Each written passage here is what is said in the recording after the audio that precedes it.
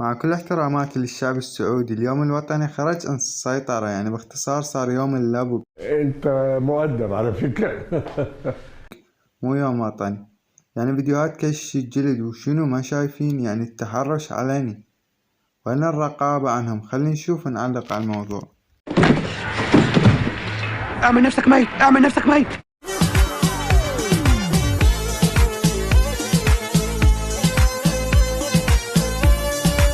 هاي البنات اللي يتحرشن بالزلمة هذا شي عادي بالنسبة لليوم الوطني السعودي، وبالنسبة للمشاهد اللي راح تشوفوه. لا يا راجل، على البنت، كلام على البنت.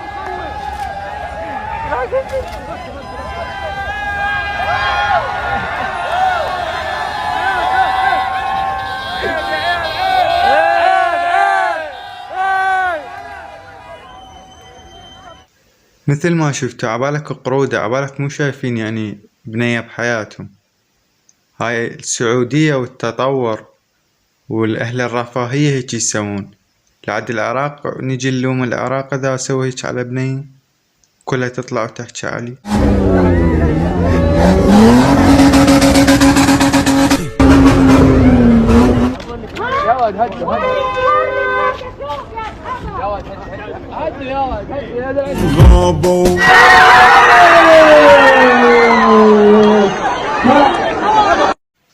مثل ما شفت هناك، يعني هناك الوضع صاير فيطي.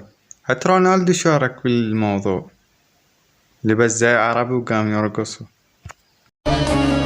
انت ملك من قبل لا تصبح ملك.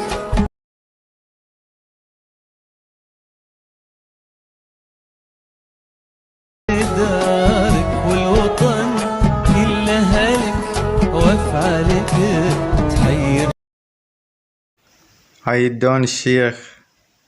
أنا أظن رونالدو يعني من السنة تقريبا إذا ظل ويا السعودية يسلم، هيك أتوقع وأتمنى هذا الشي، لأن يساهم بإسلام المتابعين هواية عنده بالملايين. اكتب لي رأيك بالتعليقات إذا رونالدو راح يسلم أو لا، حتى نتذكر هذا الفيديو من يسلم رونالدو. وبس كان وياكم سبيدي بنقل الأخبار السريعة والعاجلة والحصرية والأمور الأمريكانية. باي.